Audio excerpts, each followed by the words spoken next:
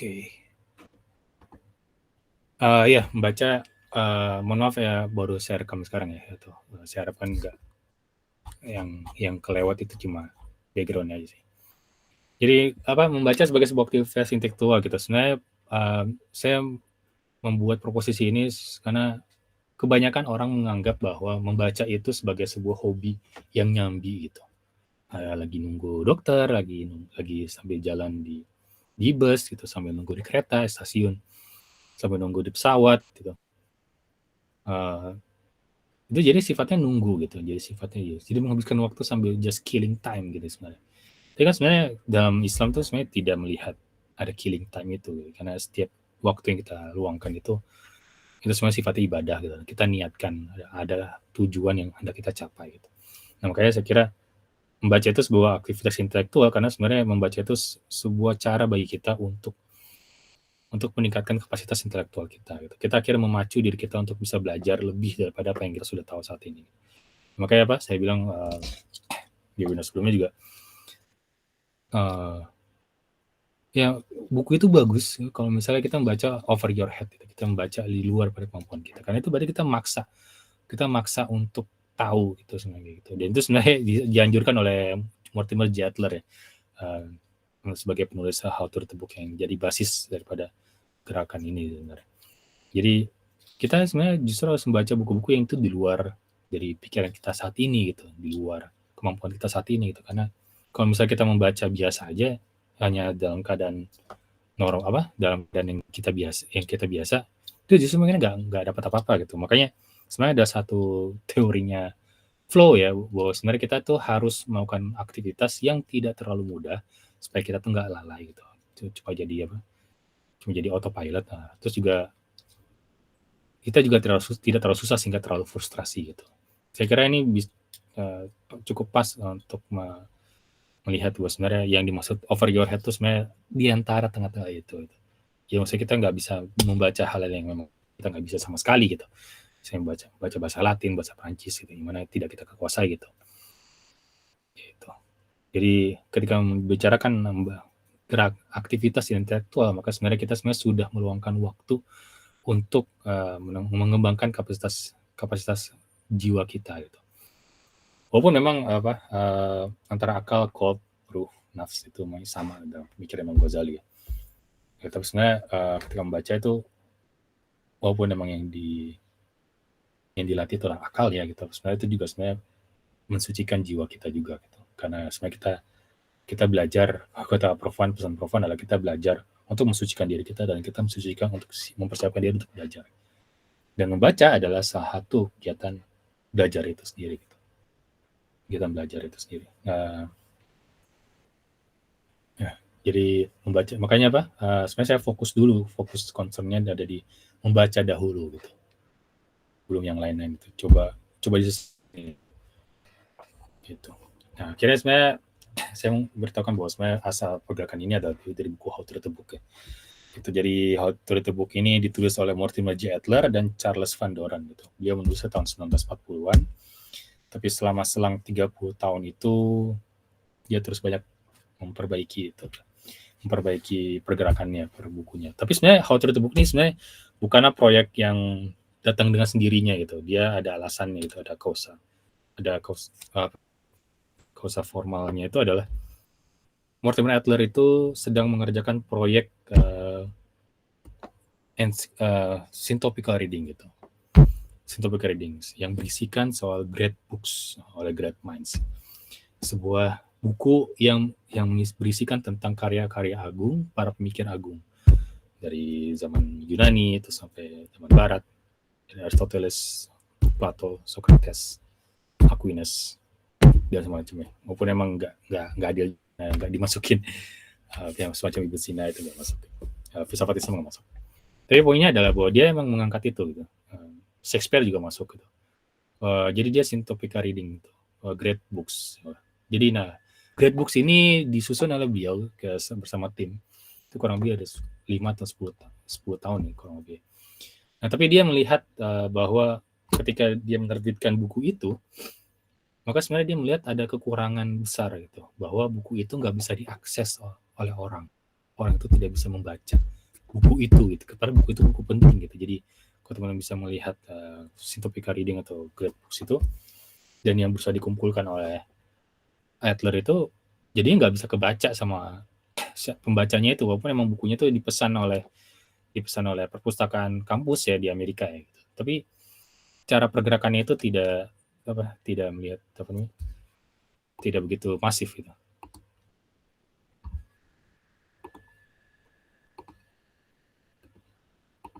Oh, mohon maaf, bentar ya.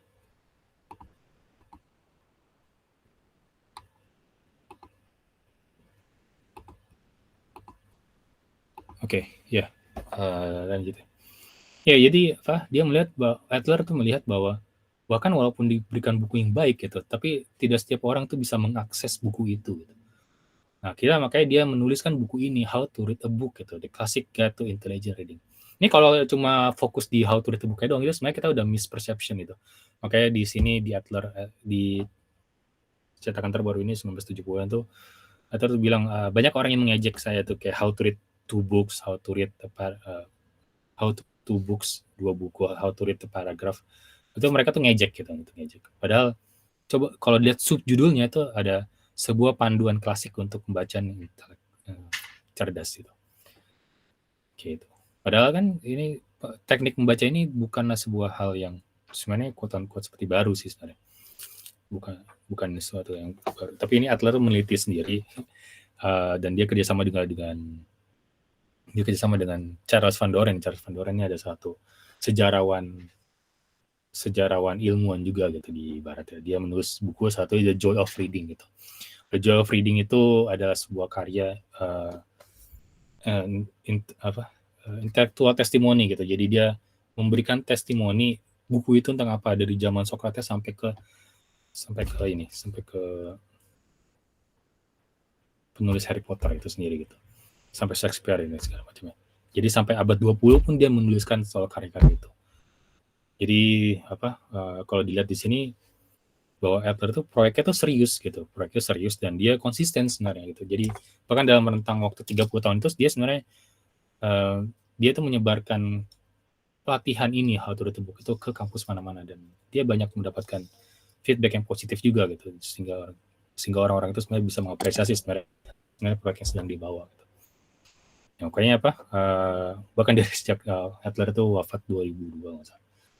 Nah, itu bahasan buku ini setahu saya cuma dibahas 2 tempat aja gitu. Pertama di Zaytuna Book Club oleh Sheikh Hamzul sama Lubuk Kata gitu. Jadi yang memberikan pelatihan dan mendiskusikan buku How to Read a Book ini setahu saya cuma 2 itu aja gitu. Dan sebenarnya saya juga ya alumni juga dari How to Read a Book Lubuk Kata ya, dari 2021 sampai 2023 gitu. Saya ikut 5 kali gitu. Tapi ya guys, saya sebenarnya baru paham How to Read a Book ketika saya berusaha untuk mengajarkan gitu. Agak berbeda ya. Karena ketika membaca buat sendiri itu rasanya bisa lupa begitu aja. Tapi ketika berusaha untuk mengajarkan ke orang lain, saya merasa terstimulis gitu ya. Ya alhamdulillah jadi dimudahkan gitu. Nah, jadi How to Read a Book itu sebenarnya. Jadi kurang lebih level of reading-nya dari How to Read a Book itu ada elementary reading, ada inspectional reading, ada analytical reading, ada synthopika reading. Elementary reading itu sebenarnya ada sebuah level membaca abjad secara abjad. Gitu, kita baca ini Budi, Ibu pergi ke pasar. Saya pergi ke bandara. Jadi kita cuma bisa membaca aksaranya saja gitu. Elementary reading ini diasumsikan sudah dilewati oleh teman-teman semua karena teman-teman sudah dewasa ya gitu. Karena yang masuk elementary reading ini sebenarnya untuk anak-anak yang baru membaca aksara gitu. Gitu. Terus makanya tapi ini juga sebenarnya menariknya ada elementary reading ini juga berlaku sebenarnya bagi kita yang baru belajar bahasa asing yang lain gitu. Jadi ya entah bahasa Prancis atau bahasa Jerman atau bahasa Inggris atau bahkan bahasa asing, kita jatuhnya cuma bisa membaca SCT saja gitu. Kita cuma bisa mengulang apa saja katanya tanpa ditelaah maknanya. Lalu ada inspectional reading. Inspectional reading adalah sebuah membaca secara sistematis, systematically skimming gitu. Ini berbeda dengan speed reading ya gitu. Ini juga bukan membaca sekilas sekali jadi gitu. Inspectional reading ini adalah sebuah teknik yang dihadapkan pada kondisi pada kondisi kepepet gitu. Kita butuh waktu cepat untuk menilai buku itu sebenarnya layak kita baca atau enggak. Gitu. Jadi inspeksi ini adalah sebuah pembacaan awal untuk bisa menilai buku itu layak dibaca lebih lanjut atau tidak. Nah, makanya dia sebenarnya berkelanjutan sebenarnya. Makanya ini sifatnya tuh levels ya, bukan dimensi gitu, bukan dimension of reading. Karena kalau dimensi of Adler juga menyebutin di author book. Yang disebut dimension of reading itu dia jadi sebuah satu hal yang sifatnya terpisah gitu.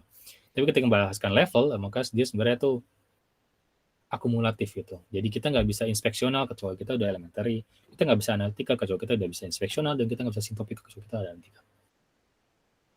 Jadi inspeksional itu sebenarnya, jadi kita sebenarnya dipepet oleh waktu, dan sini Adler menyebutkan waktunya maksimal 1 jam gitu. Untuk menilai buku itu layak untuk dibaca atau tidak, layak dibaca lebih lanjut atau tidak. Jadi mau membaca inspeksional itu ada tekniknya yang akan saya jelaskan nanti. Lalu analytical reading ini lebih kepada membaca secara telaah, yang memperhatikan kata per katanya itu lebih detail gitu. Kita kan sebenarnya masuk kepada proposisi dan argumen, kita kan masuk kepada determine, menentukan pesan penulis gitu, dan juga dan juga come to term with author itu. Kita harus menyamakan frekuensi kita, kemauan kita terhadap penulis itu sendiri, termain di tulis itu maksudnya apa. Ya, maksudnya analytical reading ini masalahnya tidak bisa untuk setiap buku itu, karena dia waktunya unlimited gitu. Dia waktunya unlimited, dan karena tahu unlimited, ya, jadi kita sebenarnya tidak bisa meluangkan waktu sebanyak itu juga ke setiap buku gitu. Makanya sebenarnya inspection reading itu adalah sebuah langkah pertama gitu untuk bisa analytical reading gitu. Karena Adler sih berargumen bahwa kalau kita membaca analytical reading langsung di buku pertama itu tanpa diinspeksi, maka sebenarnya capeknya itu double itu, capeknya double.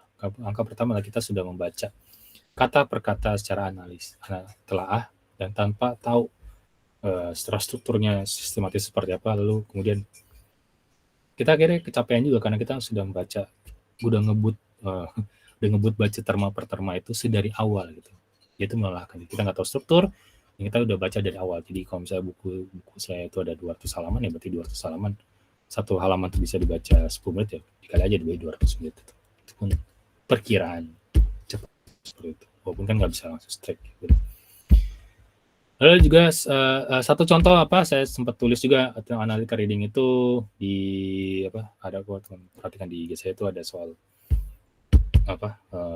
telah saya tulis di Medium ya, saya publish di Medium, itu telah tentang konsep psikologi, membaca anatomi psikologi alatas itu saya baca secara analitis gitu, walaupun itu jelas masih memiliki keterbatasan ya, karena saya baca cuma 7 jam gitu. Tapi itu pun saya bisa itu buat saya cepat ya gitu. Karena ya alhamdulillah saya sudah terbiasa dengan membaca huruf atas, jadi saya bisa mengecek langsung sebenarnya apa saja yang dibahas sama dia. Karena dia baca huruf atas, jadi saya membaca, saya bisa ngecek langsung gitu. Itu analytical itu seperti itu. Akhirnya saya judge itu analytical reading juga hasil ujung akhirnya adalah criticizing the book fairly gitu. Jadi karena kita menilai, kita mengkritik buku itu secara adil gitu. Dan Adler tuh berpesan bahwa sebelum kita bisa mengkritik buku itu, maka sebenarnya kita harus baca cover to cover. Jadi nggak segampang untuk bilang kalau buku ini kurang bagus karena alasan ini itu. Nggak bisa gitu. Makanya kalau memperhatikan di IG saya ya, saya coba untuk membuka inspection reading cara tulisan, secara format feed IG Instagram ya. Atau jadinya sangat-sangat singkat gitu. Karena masanya cuma 10 slide gitu. Terus kemudian sudah harus bercerita soal kriteria buku itu, isi buku itu apa aja, buku informasi dasarnya itu apa saja. Terus kemudian strukturnya apa saja. Itu pun juga tidak bisa semua karena ada batasannya gitu. Karena what the book is about ada makan satu slide. What kind of book is it ada satu slide gitu. Terus kemudian cuma bisa habis 6 slide lagi itu untuk baca 3 bab aja, 3 sampai 4 bab. Itu lalu sisanya 1 atau 2 slide itu untuk judgementnya pun judgement inspection reading gitu. Itu jadi yang menurut saya jadi nggak adil juga gitu sebenarnya. Saya mencoba untuk kayak gitu, tapi agak aneh gitu. nggak bisa bebas sih, nggak bisa bebas. Jadi makanya saya coba buat program baru namanya ngomongin buku gitu. Jadi 10 hari 10 judul gitu. Walaupun potong minggu ya, libur 1 hari. Nah, terus kemudian ada syntopica reading. Syntopica reading adalah sebuah membaca analitis telah secara satu tema, tapi 2 buku yang berbeda. Gitu. Misal, Prof. Atas punya karya Meaning and Experience of Happiness ini. Itu jadi bab 2 di Prolegomena. Terus kemudian kita bisa juga membaca Nicomachean Ethic ya, Aristoteles gitu. Jadi kita bisa membaca apa yang maksud etik itu situ, virtu itu apa itu. Jadi kita membaca secara satu terma gitu, secara satu tema, tapi kita dengan 2 karya yang berbeda. Gitu. Itu syntopica reading, Mas. Itu sangat capek, sangat melelahkan, sangat kompleks gitu. Karena kita sebenarnya harus membaca, kita harus sudah membaca keduanya secara adil, dan kita juga harus membaca secara dua-duanya secara comparing gitu. Jadi kurang lebih adalah syntopica ini seperti comparing analytical reading gitu. Ini lebih sulit dan memang biasanya kalau mau skripsi atau tesis tuh pasti mestinya pakai syntopica reading gitu.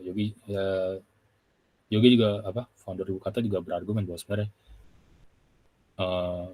kita sebenarnya terakhir kali belajar baca itu kapan gitu.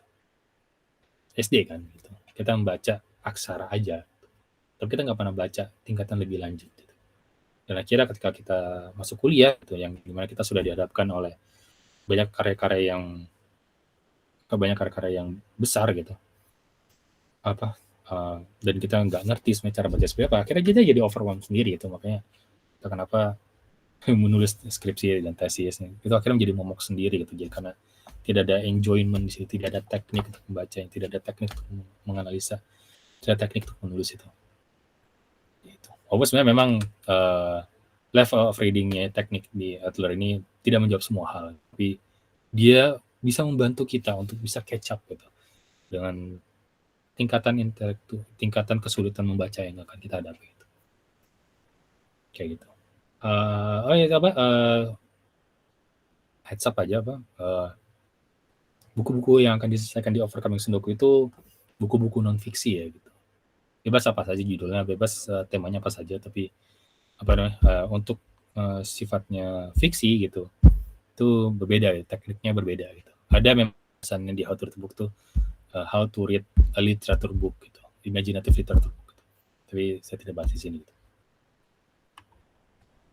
Nah, sebenarnya dari keempat level reading itu saya memilih inspectional reading gitu. Memilih inspectional reading untuk bisa menyelesaikan masalah Sundoku ini gitu. Dan sebenarnya karena emang jelas tekniknya ringkas.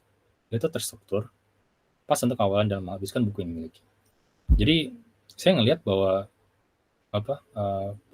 itu memang bukan suatu teknik yang menyelesaikan bacaan buku per se gitu. Memang tidak selesai, tapi kita bisa mampu untuk menjawab buku itu layak baca lebih lanjut atau tidak. Itu. Dan apalagi kan kita sebenarnya ketika kita punya berbagai macam buku yang ada ini, sebenarnya tidak setiap buku itu layak untuk dibaca lebih lanjut kan gitu. Terus-terusan ditelah gitu. Kayak misalnya buku-buku biografi gitu. Jadi emang nggak layak di analytical reading gitu. Kayak buku Profan, tulis oleh Dr. Adian, ilmiah gitu. Enggak buat saya itu enggak dibaca secara analitis gitu. Tapi itu buku penting gitu karena kita jadi tahu latar belakangnya Prof. Wan, kita bisa lihat cerita personalnya beliau berkhidmat dengan Prof. Atas gitu. Atau enggak buku-buku, saya baru beli bukunya To Pixar and Beyond gitu, perjalanan ajaib bersama Steve Jobs dalam menciptakan sejarah dunia hiburan, Lawrence Levy gitu. Jadi ini cerita bagaimana seorang lawyer gitu yang jadi orang dia menjadi sebuah chief business operationnya di Pixar gitu, dan dia diutus oleh Steve Jobs itu untuk bisa memonetisasi Pixar itu. Jadi sebenarnya dia ada orang di balik belakang Pixar tuh bisa menguntungkan sampai sekarang tuh, ini namanya Lawrence Levy gitu. Ya ini bukunya ya buku ringkas aja gitu, buku cerita aja gitu. Memang nggak buat analitis macam-macam, memang kita cuma baca cerita aja, tapi kita bisa dapat manfaat dari mereka terbukti besar. Gitu. Jadi menurut saya inspection reading akhirnya dia bisa menjawab permasalahan buku-buku kita ya, Sudoku-nya itu. Dan akhirnya teknik yang saya pakai untuk ngomongin buku itu, buku itu juga emang akhirnya inspectional reading gitu. Walaupun memang nggak nyampur ya sama analytical reading, karena saya sudah menganalisa soal judulnya, soal terma-terma yang dipakai gitu. Ada nggak bisa strict inspectional juga gitu. Kalau misalnya spirit capek. Nah, dalam inspectional reading itu sebenarnya ada 4 pertanyaan yang teman-teman harus jawab gitu. 4 pertanyaan aja gitu. Ya, karena teman-teman sebenarnya cuma punya waktu 1 jam untuk bisa membaca buku itu. Nah, tapi secara pengalaman saya membaca buku secara inspeksional, maksimal itu 1 jam 20 menit. Gitu. Kalau lebih daripada itu, khawatirnya teman-teman itu membaca secara analitis gitu. Yang mana itu jadi nggak layak, maksudnya nggak terlalu capek teman-teman tuh kayak gitu. Teman-teman terlalu capek untuk membaca itu secara telah terus menerus itu 1 jam 20 menit sekali baca kayak gitu. Jadi apa namanya, nanti cara teman-teman menyelesaikan Sudoku challenge ini juga dengan cara itu. Saya duduk 1 jam maksimal, 1 jam sampai 1 jam 20 menit gitu. Walaupun saya sempat nyoba ya, ada buku yang relatif mudah gitu buat saya. Itu Adab dan Fikih Sosial Media gitu. Terbitan Adko. Itu saya menyelesaikan bacaan itu 45 menit gitu. Tapi itu pun juga dengan catatan itu bahasnya fikih gitu. Catatan juga bahasannya nggak ada unsur filosofisnya gitu. Karena saya sempat baca, saya sempat inspeksional What is Science, karya Norman Campbell. Itu saya baca 1 jam 40 menit dan saya masih banyak keterbatasan sekali untuk itu. Karena saya benar-benar nggak saya bukan background filsafat sains, saya background saya itu psikologi gitu. Jadi ketika saya untuk berhadapan dengan bahasa Inggris yang udah masuk ke philosophy of science, itu saya benar struggling untuk mengartikan, saya struggling untuk bisa untuk membaca secara cepat gitu. Karena terma ini maksudnya apa? Saya balik kamus. Ini betul baca balik kamus. Kayak gitu. Jadi hemat saya, kawan-kawan mesti harus tahu juga kapasitas diri sendiri. Jadi apakah buku-buku yang teman-teman baca itu sebenarnya dalam lingkup bacaan teman-teman gitu? Apakah itu dalam lingkup teman-teman? Terus kemudian ya baca over your head itu tidak sefrustasi itu, tidak lebih batas toleransi teman-teman gitu. Jadi ketika baca tuh tidak sesulit itu, lebih lanjut gitu. Jadi terus singkat ya nama saya inspection reading. Nah, 4 pertanyaan harus dijawab ya soal inspection reading itu adalah what kind of book is it gitu. Buku itu tentang apa? Kita harus mampu mengkategorikannya gitu. Mengkategorikan buku itu soal apa gitu. Apakah ini misalnya how to read the book ya gitu, itu kita sebenarnya bisa lihat di halaman pertamanya, biasanya di halaman pertamanya di bagian bagian penerbitan itu ada copyright 1940, terus di bawahnya tuh ada masih nggak ada lagi. Kalau di Alta Psikologi ya karya Prof Zaini itu itu tulisannya bagian bawahnya itu di halaman yang teman bisa perhatikan ya Pak, di halaman di halaman penerbitan itu, halaman penerbitan di halaman awal-awal itu yang ada penerbitan, cetak kapan, penulisnya siapa, penerbit itu ada tipe bukunya di situ, ada jenis bukunya di situ. Ada filosofi, ada filsafat, pendidikan, atau ada segala macam. Nah, yang Prof Zaini itu Alta Psikologi itu tulisannya filosofi, psikologi gitu. Ya, psikologi. Itu 2 tipenya itu. Jadi teman-teman harus tahu sebenarnya kenapa what kind of book is it itu krusial, karena teman-teman akhirnya sebenarnya tahu sebenarnya field bidang ilmu yang teman-teman lagi masuk apa sebenarnya. Buku itu jenis apa gitu, sehingga teman-teman perlu mendekati dengan cara yang seperti apa. Karena masalahnya tidak setiap buku itu bisa didekati dengan cara yang sama gitu. Makanya terusnya sama di How to Read Book itu sebenarnya dia membicarakan banyak teknik-teknik membaca, seperti membaca how to read science book, how to read historical book, gitu, how to read literature book, how to read imaginative literature gitu. Ada yang sastra dan juga fiksi gitu. Tapi fiksi cara dia bermain pakai Adler tuh imaginative literature. Dan banyak ya, ada 10 teknik membaca, ada tipe judul yang beda. Itu buku itu ada masing-masingnya, tapi sebenarnya kita sebenarnya bisa pukul rata lah ya untuk tipe-tipe buku-buku yang inspeksional itu seperti itu. Walaupun memang ada kerumitan di sini bahwa sebenarnya buku-buku yang sebenarnya hendak kita baca secara inspeksional maupun analytical itu sebenarnya sudah mengasumsikan bahwa buku itu sudah tersusun secara sistematis. Itu makanya dia sudah ada jenis bukunya apa, terus kemudian penjelasan tentang apa, terus kemudian strukturnya soal apa, sebenarnya sudah tergambarkan dengan jelas. Jadi maksudnya kalau misalnya kita, karena buku itu a good book is understandable gitu. Gitu. Menariknya adalah Yogi berkata apa? Yogi berkata bahwa apa? Prof atas buku Prolegomena ini understandable gitu. Gue bingung, apa yang maksudnya understandable? Maksudnya banyak orang baca tuh pusing gitu nggak sih baca tuh gitu. Ya karena apa? Beliau menulisnya secara udah sistematis gitu. Itu bentuk kejeniusan beliau bahwa semua proposisi dan argumentasi beliau itu sudah disusun secara rapih gitu. Dan dia bisa melihat merujuk pada karya-karya ini merujuk kemana-mana dan beliau tuh bisa membahaskan tuh runut gitu dan dia secara alurnya tuh flow-nya tuh enak gitu dari awal sampai akhir tuh tidak ada redundan pengulangan. Kalaupun ada pengulangan seperti yang beliau bilang di Islam Covenant itu sebenarnya justru untuk menekankan satu hal yang penting gitu. Walaupun dengan konteks yang berbeda gitu. Terus saya juga teringat kalimat Ustaz Syam ya gitu. Jadi beliau kan murid Prof Atas ya ketika di kelas di Religion of Islam itu ada yang bertanya gitu, Prof, why do you always repeating over and over again itu some point gitu. Terus Prof Atas bilang, because it is bloody important gitu. Jadi maksudnya apa? Ada penekanan itu diulang-ulang karena memang dia tuh sangat penting gitu. Sehingga kita harus terus mengulang, membacanya lagi, baca lagi. Gitu ya. Quote unquote seperti jadinya kayak NLP gitu. Cara pembawaan gitu. Tapi walaupun nggak bisa kayak gitu. Lalu what the book is about? Nah ini poin yang krusial gitu. Poin yang sangat krusial what the book is about. What the book is about itu adalah dia buku itu tentang apa? Dia krusial ini adalah karena sebenarnya kita nggak mungkin membaca itu kecuali sudah memahami apa research question-nya dari penulis. Jadi ketika membahaskan what the book is about, maka sebenarnya kita ngelihat bahwa penulis itu sebenarnya sedang membicarakan gagasan apa gitu.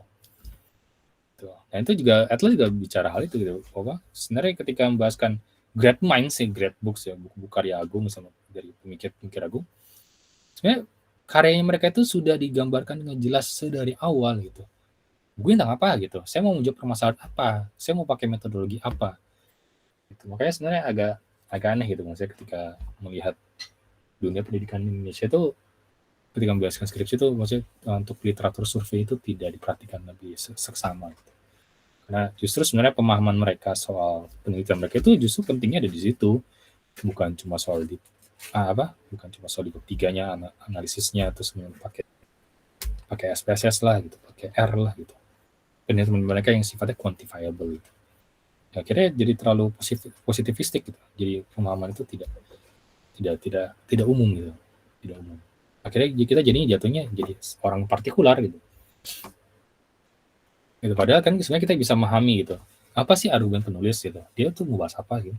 Terus kemudian dia sebenarnya menjawab itu seperti apa gitu. Dia sebenarnya ketika teman-teman membaca what the book is about, maka teman-teman sebenarnya sedang memikir permasalahan yang diangkat sama penulis itu. Ya, jadi teman-teman tuh ketika membaca itu, oke, apakah buku ini menjawab pertanyaan si penulis itu? Gitu. Misalnya How to Read Book ya, so Adler itu, dia bicara bahwa sebenarnya orang-orang ini tidak mampu memahami karya agung. Maka saya membuat How to Read Book supaya mereka mampu catch up gitu. Mereka itu mampu untuk sampai pada pembacaan karya agung gitu. Itu research question-nya.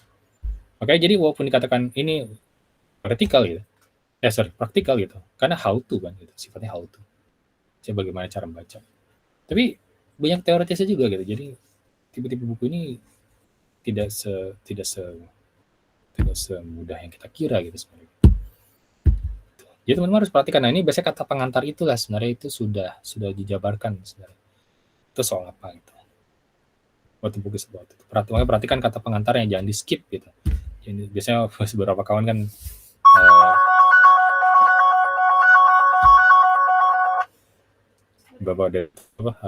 langsung skip membaca daftar isinya, terus kemudian membaca apa yang diperlukan, terus langsung skip ke bab yang lagi dibahas gitu.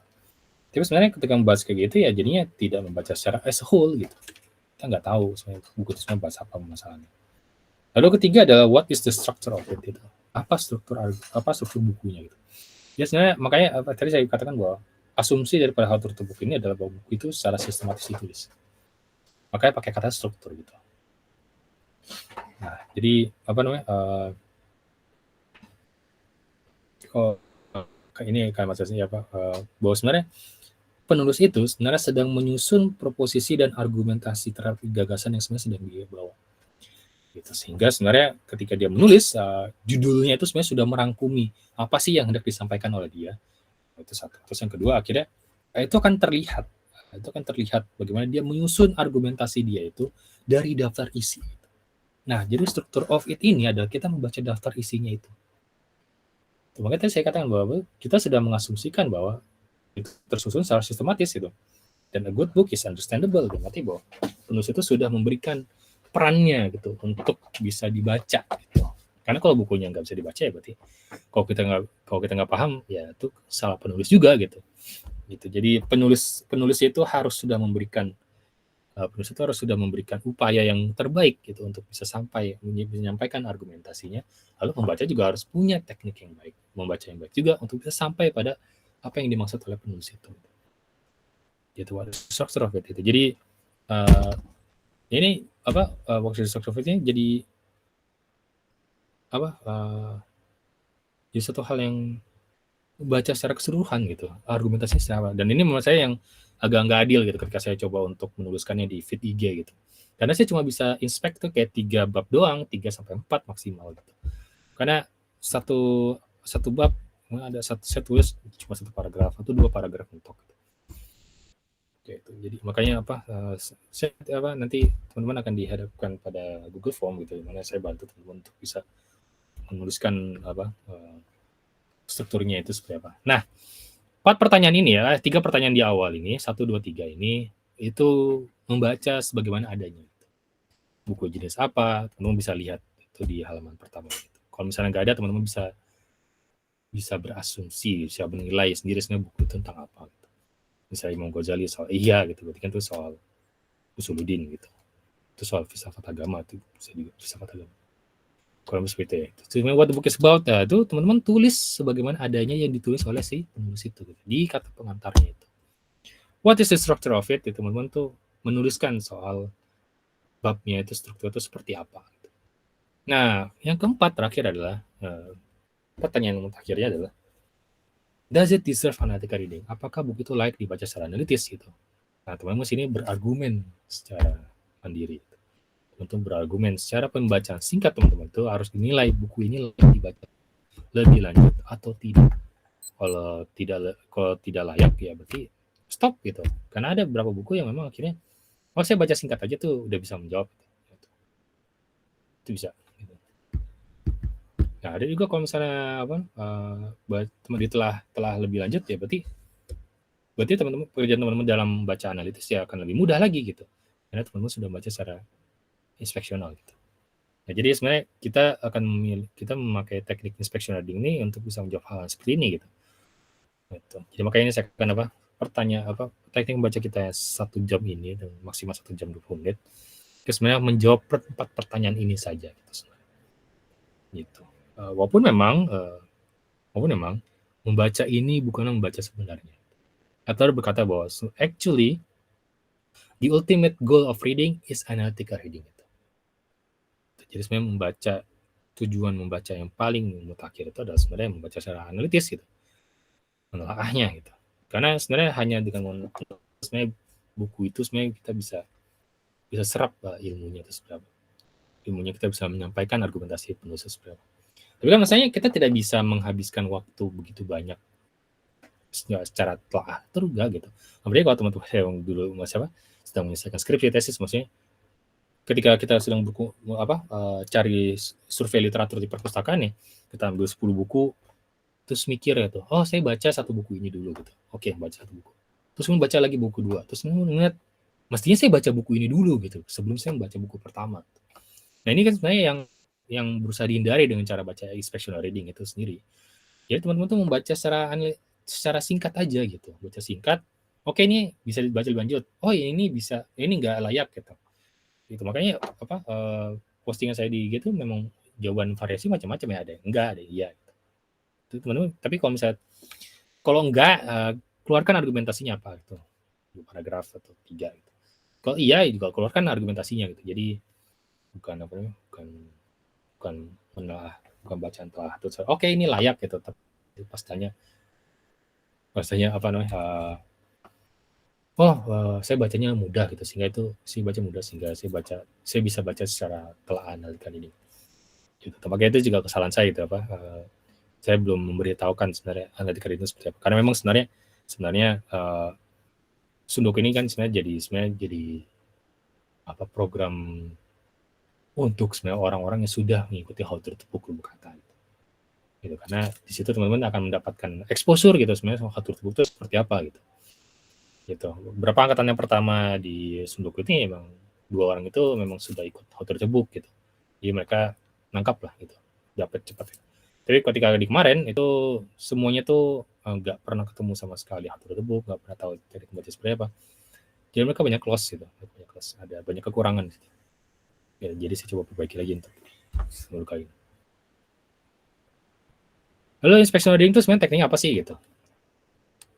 Jadi sebenarnya inspectional reading terus sebenarnya ada 2. Jadi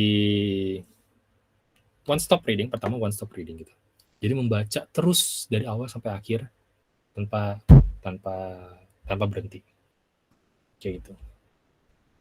Membaca dari awal sampai akhir. Tapi membaca itu tidak boleh berhenti, literally nggak boleh berhenti, nggak boleh ngecek kamus, nggak boleh nyambi ngeliat buku-buku lain untuk menjelaskan gitu.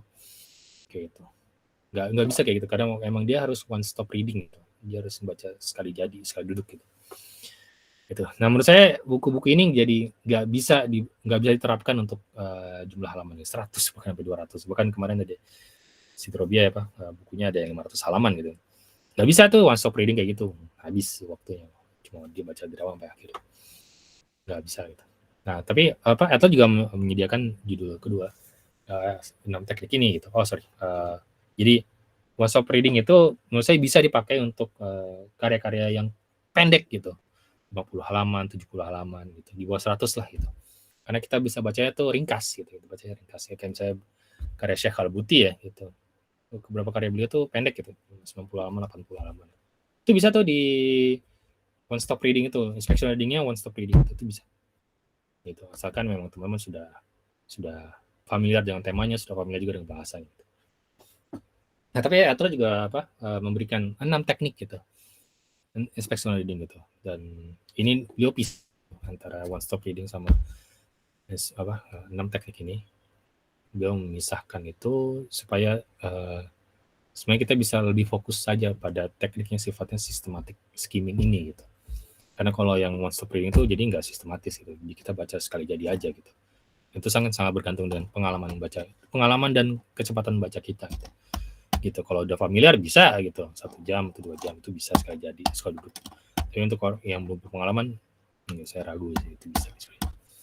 Di 6 teknik ini teman-teman terus akan melihat judul. Sebenarnya ini mungkin akan terkesan sepele ya, itu sebenarnya melihat judul ini adalah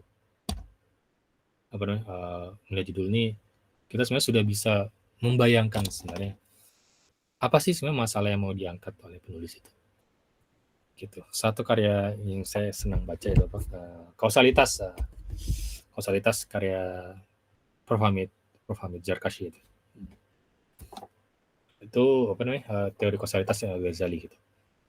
Nah itu ketika membaca kausalitas itu seperti apa, maka sebenarnya sudah terbayang dari kita tuh bahasannya kan gitu soal kausalitas seperti apa gitu. Bahwa sebenarnya api itu sebenarnya tidak benar membakar itu sebenarnya lebih kepada bukan kan David Hume itu kalau itu Prof. Hamid itu berargumen bahwa sebenarnya David Hume itu membaca karya Al-Ghazali, jadi sebenarnya dia bukan pelopor sebenarnya ketika membahaskan kausalitas itu seperti apa. Dan sebenarnya itu kan jadi terbukti juga di fisika kuantum itu sendiri kan. Sebenarnya fisika mekaniknya Newton itu sebenarnya kan jadi tahu aksi reaksi nilai reaksi itu sebesar nilai aksi gitu, dan sebenarnya tiap sesuatu pergerakan itu, benda itu akan tetap bergerak atau akan diam sampai ada gerakan dari luar eksternal yang menggerakkan dia gitu. Kan berarti ada sebab dan akibat gitu. Jadi dan itu sifatnya mekanistik gitu. Makanya mekanikal fisikal biasanya sebutan itu. Tapi ketika ngomong fisika kuantum itu nggak bisa kayak gitu. Kita melihat itu secara quarks gitu. Kita melihat itu secara secara quarks. Saya nggak ngerti. Jadi agak aneh ya. Jadi sebenarnya atom itu sebenarnya nilai adalah sesuatu bagian terkecil yang sebenarnya tidak bisa dibagi lagi. Gitu.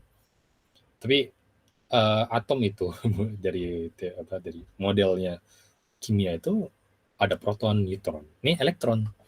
Gitu. Nah, atom tuh dia terstruktur seperti itu, helium, hidrogen. Oh ini di golongan 1A, 2A gitu. Oh dia nilainya sekian, ini sekian, nilai molnya sekian. Nah jadi dia sebutnya atom, tapi misalnya dia dibagi lagi gitu, ada proton, neutron, elektron. Terus kemudian dari itu bisa dibagi lagi jadi quarks itu.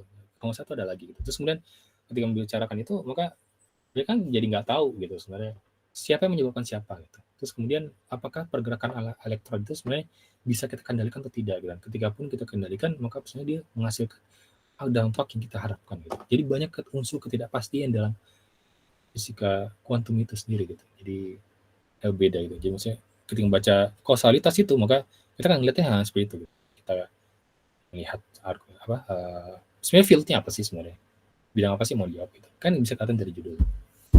Terus ada blurb. Blurb ini kalau teman perhatikan tuh, blurb itu adalah bagian belakang buku ya, gitu. Itu bagian belakang buku.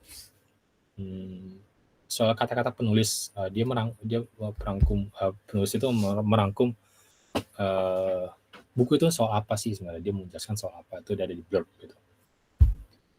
Nah cuma emang biasanya untuk beberapa di penerbitan Indonesia tuh agak rese sih. Dan juga buku-buku yang so-called NY bestseller itu masalah bagian blognya itu jadinya komersial testimoni gitu. Oh buku ini bagus, buku ini membuat saya seperti ini, buat saya seperti itu. Maksudnya jadinya nggak tidak menjawab, atau penulisnya tuh jadi tidak memberikan argumentasi dia soal buku ini apa gitu, sehingga buku itu layak dibaca apa enggak, karena blog itu seperti teaser gitu. Sebenarnya buku ini kenapa sih layak dibeli gitu, dia bahas apa gitu. Menarik ya bahwa dia ada dalam fikih sosial media ya. Di situ di belakangnya tuh saya baca blognya tuh komentarnya Ustaz Adian gitu. Nah situ beliau berkata bahwa buku ini bisa menjawab sistem rantai informasi, bahwa kita sebenarnya harus bisa memilah,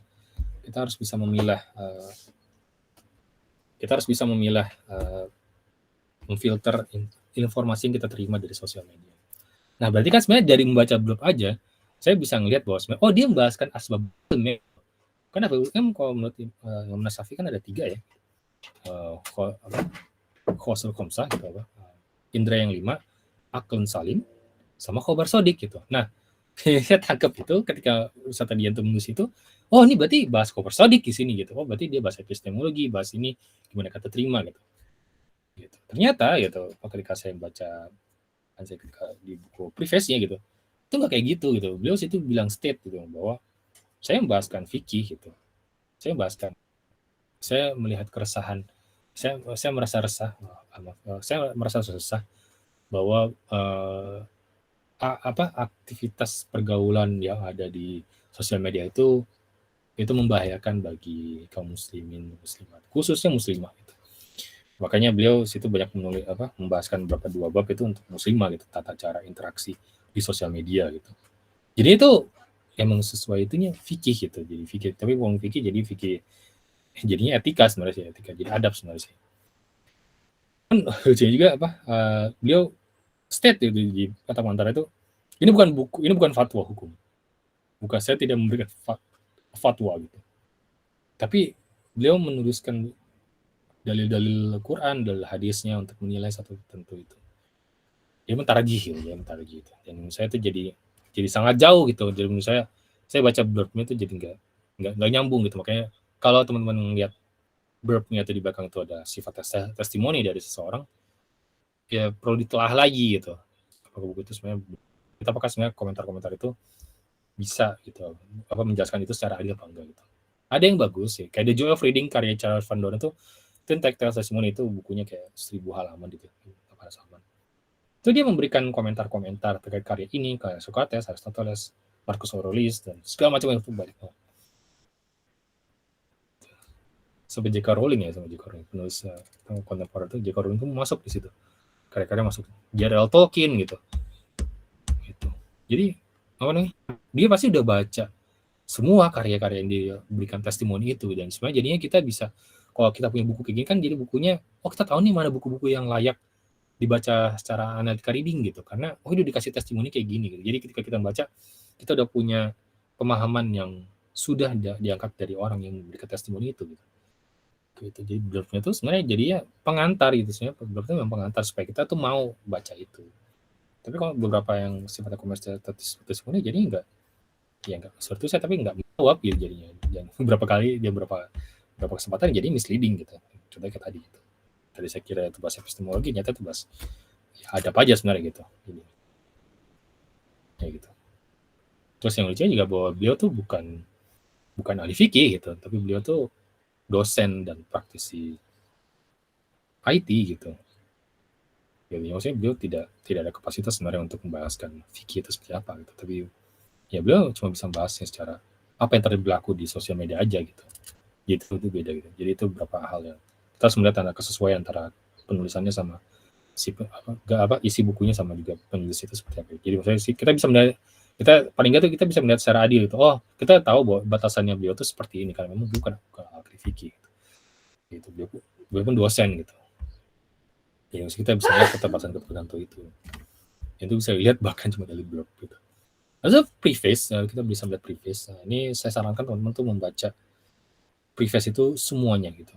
Ya, 10 atau 15. Preface ini preface-nya dari penulisnya ya gitu. Karena kan ada beberapa buku tuh yang dikasih preface kata pengantarnya oleh penulis lain atau enggak peneliti lain gitu, guru lain. Satu karyanya Tasawuf dan Tragedi karya Ismail Alam, manajer program Bentala, itu beliau minta Dr. Syam gitu untuk menuliskan prakata di situ. Gitu. Tapi yang saya harapkan di preface itu adalah preface-nya si penulisnya itu gitu. Jadi tulisan Alam itu, Dr. Tasawuf dan Tragedi itu.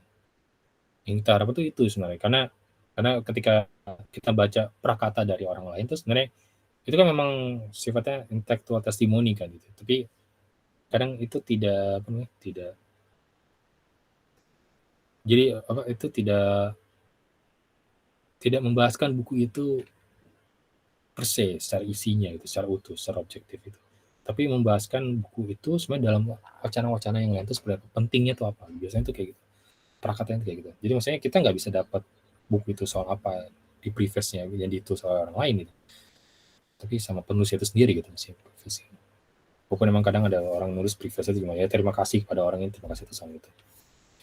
Gitu. Nah, tapi kayak misalnya saya kemarin baca Inspektor Dr. Henry ya Pak, indahnya keserasian gender dalam Islam. Nah, itu udah cetakan kedua dan setiap prakatanya itu ada kalau nggak 15 halaman. Jadi saya baca 30 halaman karena tiap cetakan itu beliau nulis prakata lagi terus prakata lagi. Itu beliau menjelaskan dengan sangat-sangat detail dan sangat sistematis itu. Kenapa buku itu ada? Apa sebenarnya masalah yang sedang terjadi? Siapa sebenarnya yang bermasalah soal itu? Dijabarkan di situ. Terus kemudian beliau menjabarkan soal ini jampi feminis tuh bahasnya soal 6 isu ini aja gitu. Jadi maksudnya beliau coba memakai terma yang merendahkan itu dengan cara seperti itu. Oh, berarti kita percayalah terhadap otoritas beliau soal masalah gender kan gitu. Dan gender tuh jadinya sudah terjawab semua dari prakata itu. Saya bahkan nggak baca di bagian-bagian belakangnya karena itu sifatnya karena sifatnya sangat tematis sekali gitu. Sama kayak juga karyanya Dr. Syam, Islam dan Diabolisme Intelektual gitu. Nah, ini beberapa kawan-kawan nanti akan membaca sifatnya buku-buku yang kumpulan artikel sebenarnya sangat penting untuk membaca prakatanya itu. Sangat penting untuk melihat judulnya itu soal apa. Karena dia kan nanti sebenarnya akan melihat keseluruhan itu sebenarnya tema gitu. Kenapa beliau kayak gitu? Karena Ustaz Syam menuliskan Islam Diabolisme Intelektual, jadinya ada 26 sub bahasan gitu, ada 26 judul gitu. Nah, terus yang maksud diabolisme itu adalah soal bahwa apa?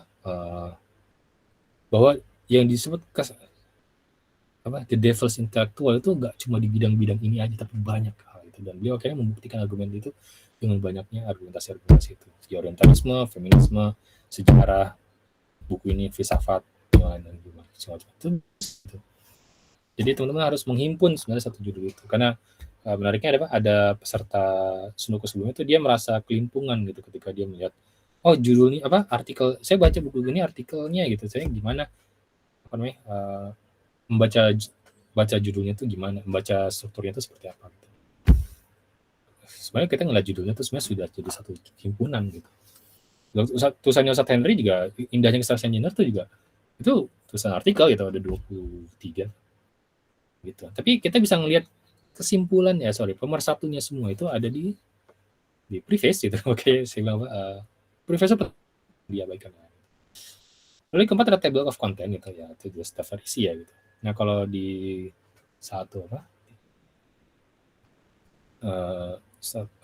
tutornya How to Read a Book ya, jadi buka Lampung itu Miss Jessie itu dia bilang bahwa sebenarnya table of content itu sebenarnya kita melihat membaca satu judul satu bab itu, terus kemudian kita tuliskan satu kalimat membahaskan satu kalimat di table content, di daftar isinya gitu. Jadi kita membaca singkat terus kemudian kita menuliskan gitu. Jadi dengan cara itu maka kita sebenarnya sudah menyerap apa satu bab itu seperti apa. Seperti saya bilang bahwa table content itu sebenarnya struktur argumentasi yang dibagi-bagi per bab itu oleh penulis itu. Walaupun ini jelas agak berbeda ya soal kalau membahaskan satu sifatnya monograf gitu. Kayak misalnya Kadal Buti juga monografnya dia kayak cuma 70 halaman itu, 80 90 halaman. Itu kan monografi Pervatas itu. Tuh yang ya itu enggak ada table of content kan. Misal Covenant Fulfill itu 90 halaman gitu. Terus itu, tapi itu tidak ada daftar isi gitu, tapi ada 4 pembahasan utama. Dan dia bilang bahwa saya tidak menulis ini per bab itu supaya kalian tuh bisa membaca diskurs gitu. This is a discourse gitu. Ini pembahasannya, diskursusnya itu dibaca sekali jalan sebenarnya.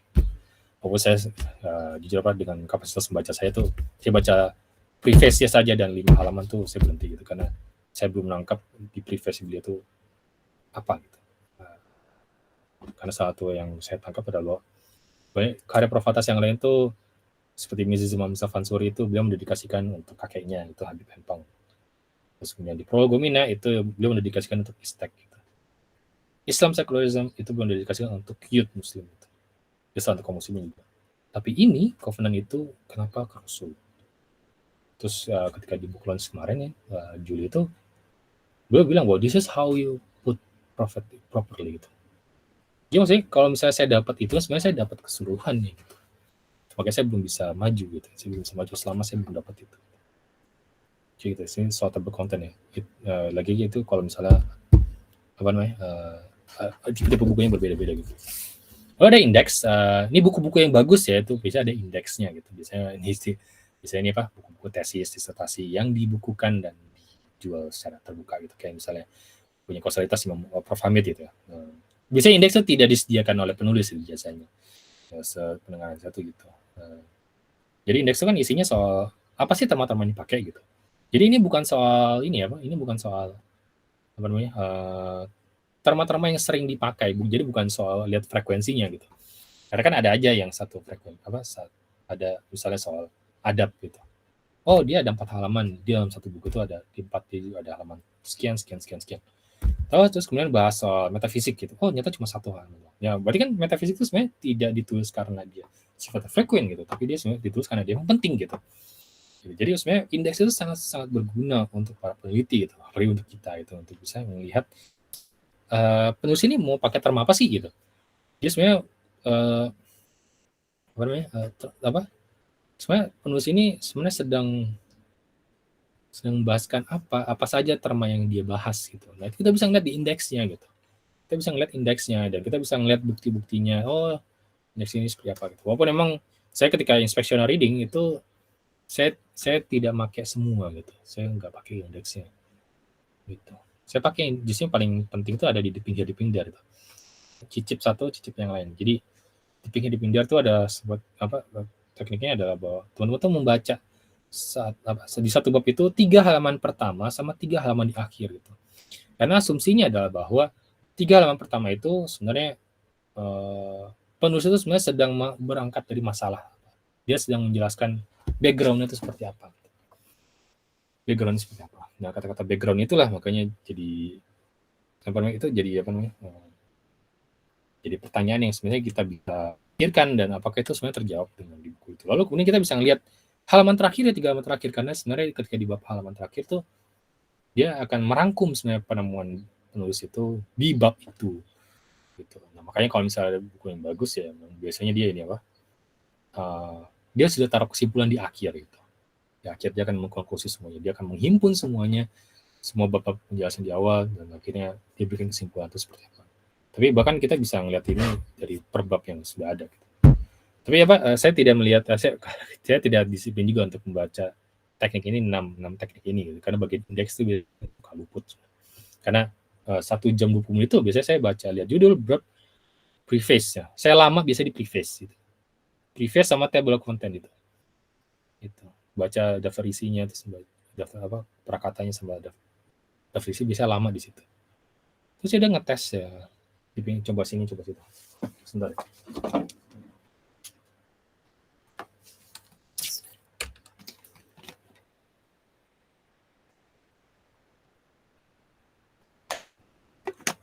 Jadi apa namanya teman-teman memang tidak perlu untuk menerapkan semua, tapi intinya bahkan dengan 5 saja tuh teman sudah bisa apa namanya sudah bisa memberikan kalau nggak mau dibilang apa judgement yang final ya, tapi setidaknya jadi apa namanya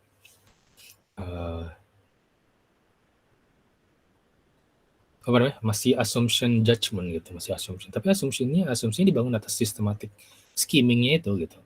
Jadi kesimpulannya pada does it deserve analytical reading gitu. Teman-teman akhirnya bisa menjawab hal itu semua dengan cara non teknik ini. Kayak itu. Lalu sebenarnya apa aja sih sebenarnya dalam instructional reading yang akan kita kerjakan nih itu, yang kita kerjakan selama 2 minggu itu. Kita targetnya adalah membaca 7 buku gitu. Menghabiskan 7 buku. Dan kata-kata menghabiskan itu strictly speaking hanya membaca secara inspeksional. Jadi bukan menghabiskan analytical reading per se itu. Nah, beberapa kawan yang udah ikut Sundok itu juga memberikan komentar apa? Saya suka ini apa namanya? Saya masih ngerasa nggak enak gitu ketika membaca itu nggak cover to cover, nggak habis banget itu. Merasa ada rasa bersalah cuma bacanya skimming aja gitu. Tapi memang kita perlu disiplin soal itu sih. Kita perlu disiplin. Kayak saya bilang kita habiskan sundokunya ini gitu. Makanya seenggak-enggaknya tuh maksudnya buku ini kalau misalnya kita baca lagi untuk berikutnya ya itu udah lebih cepat baca analisanya gitu. Nah, teman-teman tuh akan memakai apa? Dikasih deadline itu sebenarnya per 2 hari inspect 1 buku gitu. Ya sebenarnya saya bilang Bapak diharapkan teman-teman tuh kan 1 buku itu sekali duduk gitu ya 1 jam atau 1 jam 20 menit maksimal. Nah, saya perlu ulang-ulang ini karena saya khawatir teman-teman tuh jadi bacanya secara terlalu jatuh ke dalam hal yang jadi telah gitu, jadinya kebingungan sendiri gitu. Padahal emang bacanya baca secara skimming aja gitu, bukan analitis gitu. Gitu. Ya 1 jam aja gitu, 1 jam per 2 hari gitu. Karena saya mencoba gitu 10 hari gitu, 11 hari 9 buku. Wah itu burnout. Setiap hari 1. Hari ke-6 itu udah burnout. Terus hari ke-8 baru bisa lanjut lagi 7, terus 2 hari lagi gitu. Kalau saya ngeliat kayaknya bisa nih gitu. Sebenarnya bisa 2 hari itu bisa lah 1 jam gitu. Ya tapi seenggaknya kalau maksudnya kalau teman-teman tuh tidak membaca sekali duduk tuh khawatirnya kalau kita lanjut inspection reading-nya besok teman-teman jadi lupa gitu. Makanya sebenarnya saya sini memberikan bantuan kepada teman-teman tuh dengan cara menuliskan hasil inspeksi itu di GFORM. Ya teman-teman nggak perlu menuliskan sendiri gitu. Jadi dituliskan secara sistematik skimmingnya itu. Gitu. Lalu kemudian rekapan inspeksinya itu akan dikirimkan H+1. Gitu. Teman-teman akan menerima PDF di mana teman-teman akan mendapatkan judul mendapatkan judulnya, bukunya tentang apa, terus kemudian fotonya. Ya kayak gitu. Nanti bisa lihat di Giveaway. Lalu ulangi terus sampai habis 7 buku gitu. Diulangi sampai 7 buku. Lalu ada sesi refleksi penghabisan 7 buku. Jadi insya Allah kita akan mengadakan di Google Meet lagi ya Pak. Untuk kita refleksi apa soal buku apa aja yang udah kita baca dan habiskan gitu. Kayak gitu. Nah sebenarnya juga saya ngomongin buku itu ya itu kan sunduku saya juga gitu. Kayak sudah 10 buku gitu. Kalau saya burnout 10 hari gitu. 10 hari nggak apa-apa gitu. Jadi ya itu challenge buat saya juga gitu. Buat saya juga.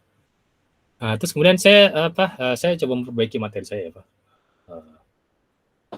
Sekilas tentang analytical reading karena di sundoku batch kemarin itu September itu banyak yang miss the point ketika membahaskan the series of analytical reading itu banyak jawaban yang tidak saya harapkan gitu. Tapi karena mereka nggak paham sebenarnya analytical reading itu seperti apa gitu ya. Sebenarnya kan inspection reading itu kan level di bawah daripada analytical kan. Nah jadi teman-teman sebenarnya harus tahu gitu analytical reading itu seperti apa, jadi supaya ini tangganya tuh nyampe ke situ. Gitu. Masalah saya juga saya nggak berusaha untuk menjelaskan analytical reading gitu secara singkat gitu. Saya cuma jelasin singkatnya di batch sebelumnya itu cuma ya analytical reading itu ada soal apakah buku itu sebenarnya layak dibaca lebih lanjut atau tidak gitu. Apakah buku itu kita mau baca terus-menerus meluangkan waktu lebih banyak atau tidak. Saya berusaha untuk mensimplifikasi seperti itu. Gitu. Tapi banyak yang nggak nangkap. Nah, itu kayak ya karena penjelasan saya juga mungkin yang kurang. Jadi sekelas analytical reading ya, sekelas analytical reading itu sebenarnya ada 2 poin utama dari analytical reading itu seperti apa? Come to term with author gitu. Jadi soalnya ini bahasannya ada di buku kata juga ketika Yogi mengajarkan ya. Dia udah ngajar 2 kali ya analytical reading. 3 sama di Lipsis. 4 sama di Surabaya di Bentala itu ada analytical reading. Jadi beliau udah ngajar 4 kali. 2 kali di Lubuk Kata, Tador, 1 di Kalimantan, terus kemudian 1 lagi di Jogja gitu, di Bentala. Jadi come to term with author. Jadi kita tuh harus kita harus sampai pada terma yang dipakai oleh penulis. Kita harus sampai pada penulis. Gitu. Misal gitu. Sebenarnya ketika Prof. Atas nyebut bahagia tuh kayak apa sih? Bahagia itu terma ya. Bahagia itu terma gitu. Jadi terma itu kan berarti satu kata yang mana dia tuh sebenarnya menghimpun banyak pemahaman, ada banyak konsep. Term itu sih. Jadi bukan motor bukan terma gitu. Mobil itu bukan terma gitu. Tapi bahagia itu terma karena isi konsep. Gitu. Kalau di mana di buku self development tuh banyak banget yang membahaskan ini bahagia versi saya, ini bahagia, ini cara Anda bahagia. Flow pun ya Mihaly Csikszentmihalyi itu juga bilang bahwa the key to happiness adalah getting to the flow gitu. Kalau kita bisa bahagia dan kalau kita masuk ke state flow gitu. Nah itu beda tuh makanya. Padahal ngomongnya sama termanya happiness. Gitu. Tapi Prof. Atas ketika membahaskan bahagia, membahaskan happiness, nah beliau tuh mengekuivalensikan dengan saadah gitu. Itu ada di bab 2 dokumen ya. Beliau mengekuivalensikan bahwa yang maksud happiness dalam Islam itu adalah saadah gitu, kebahagiaan. Yang lawan katanya syakawa, kesengsaraan, kenestapaan, kenelangsaan gitu. Jadi dia sifatnya ada jiwa yang merasakan abundance of joy gitu. Bukan joy ya. Feeling of abundance gitu, merasa mirip ya, yang ini termasuk pemahaman saya. Bisa dicek lagi karya beliau. Jadi joy happiness itu bukan sifatnya, this is not a psychological state gitu. Ini bukan sifatnya psikologis gitu. Bukan, saya merasa bahagia hari ini, besok saya nggak rasa lagi sulit, oke saya nggak rasa bahagia. Bukan kayak gitu. Prof. Atas tuh menyingkirkan hal itu. Happiness juga bukan sifatnya sangat personal dan subjektif, bergantung pada pengalaman orang gitu. Maksudnya kebahagiaan itu adalah dia ada 3 tingkatan gitu. Tingkatan pertama adalah ketika the needs, the wants-nya itu getting fulfilled gitu. Getting fulfilled. Dia tetap penuhi segala hajatnya. Lalu yang kedua adalah tingkatan kedua bahagia menurut Prof. Atas itu adalah ketika rasa keinginan kita tuh ingin sesuatu itu sudah lebih rendah daripada rasa kebutuhan kita tuh, sehingga kita tuh nggak merasa pingin ini, pingin itu, pingin banyak gitu. Lalu kemudian akhirnya ketiga ada tingkatan tertinggi daripada bahagia itu adalah kita ke ru'yatullah, kita bertemu dengan Allah di surga. Nah, ini ada tingkatan bahagia menurut Prof. Atas gitu. Jadi ketika kita membahaskan bahagia, jelas nggak sama dengan bahagianya Aristoteles gitu. Karena menurut Aristoteles itu kebahagiaan itu hanya bisa dicapai dengan reflective thinking. Coba apa termanya? Itu pun bahasa Inggris ya, saya baca. Intinya orang tuh hanya bisa bahagia ketika dia tuh berpikir gitu. Karena hanya dengan berpikirlah manusia itu bisa mencapai aktualisasinya yang tertinggi gitu, bahwa potensi terbesar manusia itu adalah berpikir gitu. Nah, berarti kan sebenarnya yang bisa mikir kayak itu dan meluangkan itu kan cuma filsuf gitu, Jadi nggak adil gitu, nggak bisa. Padahal tidak filsuf gitu. Jadi nggak sama gitu. Tapi ketika Prof. Atas mendefinisikan apa itu happiness, dan itu ada soal apa, keadaan jiwa, keadaan yang permanen dalam diri itu, yaitu soal jiwa itu bisa dicapai siapa saja gitu.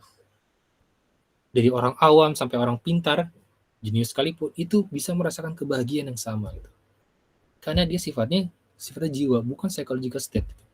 Dan bukan sifatnya personal subjective experience gitu. Itu come to term. Nah, jadi maksudnya apakah sebenarnya buku itu layak ditelaah secara ditelaah itu, kita harus tahu bahwa sebenarnya setiap termanya itu kita akan huraikan sesuatu gitu. Maksudnya buku itu layak gak gitu. Ada fikih sosial media itu saya katakan tidak layak dibaca secara analitis karena terma-termanya sangat mudah dicerna gitu. Gak perlu apa nih? Gak perlu pembatasan apa? Gak perlu pembatasan yang tidak perlu penjelasan teman-teman dipakai itu, walaupun dia awalnya di Prakata itu tulisnya dunia siber, lambat laun di belakang itu soal sosial media gitu. Padahal dunia siber itu soal keseluruhan secara keseluruhan gitu, siber maksudnya kayak IT gitu, dunia internet siber itu yang satu kayak gitu, dia general. Sosial media berarti kan tempat platform bagi orang-orang untuk berkomunikasi gitu, jadi kan berbeda gitu, satu general, satu spesifik gitu. Terus determining author message juga. Jadi ketika menentukan pesan daripada penulis itu, kita sebenarnya melihat secara proposisi dan argumentasi yang dibawakan oleh penulis itu. Jadi ketika kita membaca analitis itu, kita kan baca secara telah atau mendalam kayak gitu. Ketika saya katakan tadi apa, saya membaca secara analytical reading ya Pak, buku membaca anatomi psikologi Alatas itu, sebenarnya yang saya pakai itu cuma come to term with author doang gitu. Dia bilang psikologi itu kayak gini, Prof. Atas kayak gitu. Saya langsung cek rujukannya apa. Wah, rujukannya ke sini. Tapi pas saya buka prolegomena halaman sekian, beda. Saya coba cek lagi, beda. Saya coba cek lagi, beda. Jadi sebenarnya saya cuma ini apa? Cuma cross reference, cross check referensi yang dipakai itu apa. Jadi maksudnya banyak misleading, misreference gitu. Misplace itu. Saya cuma gitu aja deh. Come to term-nya itu gitu. Dan terus menentukan pesan penulis itu, dia bilang dia mau membahas apa? Bahwa psikologi itu sudah terlalu sekuler, jadi sehingga kita perlu tentang tawaran psikologinya Alatas itu bisa menjawab hal itu. Tapi ketika saya baca secara bab per babnya itu halaman itu, ya nggak menjawab sih gitu. Maksudnya itu telah itu seperti itu gitu. Kan sangat capek gitu, sangat capek. Makanya kita sangat membatasi itulah ya, dengan 1 jam 20 menit. Karena teman-teman nggak semuanya bisa meluangkan waktu sebanyak itu juga kan untuk membaca satu buku aja gitu. Buku-buku penting aja yang dibaca setelah kayak gitu. Buku karya agung lah gitu. Syekh Abuti, Imam Haddad, Prof. Atas itu, Prof. Wan, Prof. Zaini, Aristoteles, Socrates, Plato. Banyak karya-karya mereka yang mana itu layak dibaca telah serius gitu. Walaupun memang ya kata-kata telah itu sebenarnya tidak menentukan bahwa kita tuh menolak sih gitu. Jadi maksudnya apa namanya, kita bisa nggak sepakat sama penulisan itu, tapi sebenarnya kita bisa menghargai dia dengan cara kita sampai kepada sampai terma yang dimaksud oleh penulis, kita bisa menentukan pesan penulis itu seperti apa gitu, karena kita bisa adil gitu menilainya. Dan ketika the book fairly itu juga emang kita harus baca cover to cover, itu bacanya secara analitis gitu. Bahkan walaupun kita sepakat kita harus adil aja. Nah, ini ada contoh buku yang buruk dan contoh buku yang baik ya. Sebenarnya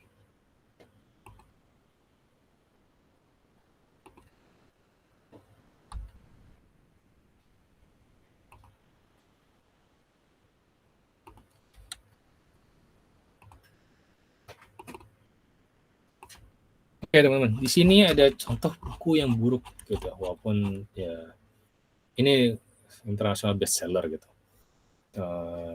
Saya perlu tunjukkan ini supaya teman-teman bisa nangkap sebenarnya buku yang buruk itu sebenarnya seperti apa, dan dia nggak bisa dibaca secara inspeksi itu seperti apa. Ini The Art of Thinking Clearly gitu oleh Ralph W. Dan ini udah diterjemahkan juga ke Indonesia. Saya punya bukunya tuh. Tapi saya bingung bacanya. Dan saya kayak baru ngeh gitu maksudnya. Yo gitu bahwa buku yang bagus itu emang dapat dipahami, dan beliau juga komentar yang sama juga gitu. Jadi saya membawa, jadi bukan cuma saya aja yang berpendapat buku ini susah dibaca gitu, tapi Yogi juga gitu. Introduction, nah ini copyright ya, apa namanya, ebook. Nah ini biasanya di halaman ini lah, maksudnya dia ada what kind of book is it, what kind of book is it, itu biasanya ada di halaman ini gitu.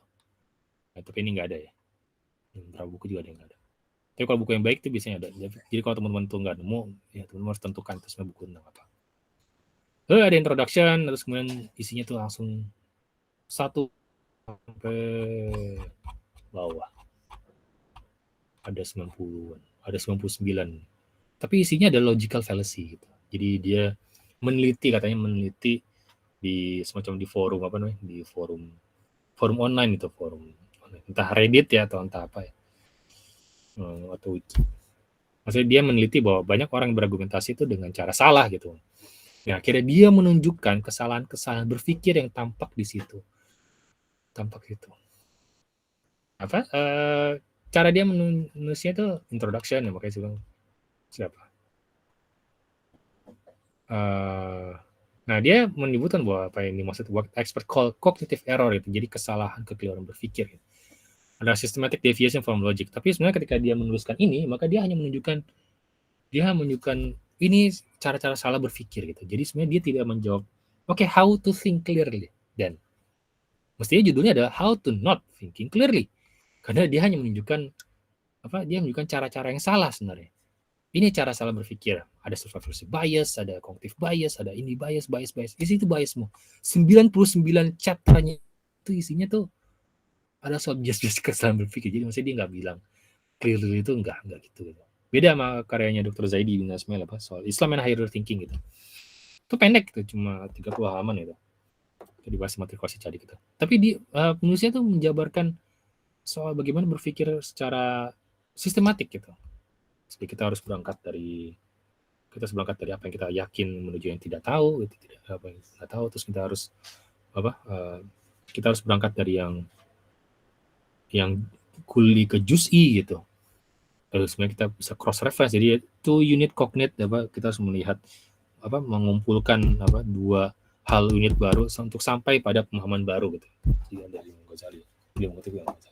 Jadi beliau bukunya ringkas, tapi maksudnya beliau menunjukkan bahwa cara berpikir yang benar itu seperti itu. Tapi kalau ini enggak gitu, enggak. Jadi cara dia menjelaskannya itu dia jadinya hanya cerita aja tapi tidak menjelaskan sebenarnya masalah apa yang diangkat. Terjawab. Tapi maksudnya ketika membahaskan metodologi itu enggak jawab sebenarnya. This is not a how book to book gitu. You won't find 7 steps to error-free life here. Jadi sebenarnya dia kayak gitu. Jadi cara dia tuh melihat dari sini bahwa if we could learn to recognize and evade the biggest error in thinking in our private lives, at work, in our government, we might expand a leap in prosperity. Jadi ini ada asumsinya penulis itu. Jadi diharapkan dengan kita mengenal kekeliruan berpikir yang disebut dalam Ombudsman itu, ya kita harapkan bisa hidup dalam kemakmuran gitu. Tapi nggak jelas itu, karena kita nggak bisa melihat secara keseluruhan ya ekspektasi yang mestinya di judulnya itu the art of not thinking clearly gitu. Tuh agak membingungkan ya baca. Ini nggak bisa dipindah itu nggak bisa. Inspeksional atau agak rumit. Lalu ini ada satu contoh buku yang baik ya, yang saya tangkap ya, sangat baik. Ini Islam and Evolution itu karya Dr. Sohaib Malik gitu. Sempat juga ada bincang bukunya beliau di Indonesia. Di sini kita ngelihat ya bahwa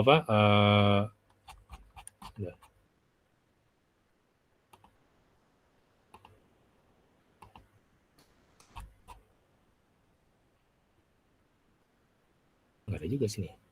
Ini biasanya di first publish, maksudnya ketika di sini tuh ada gitu buku tentang apa gitu.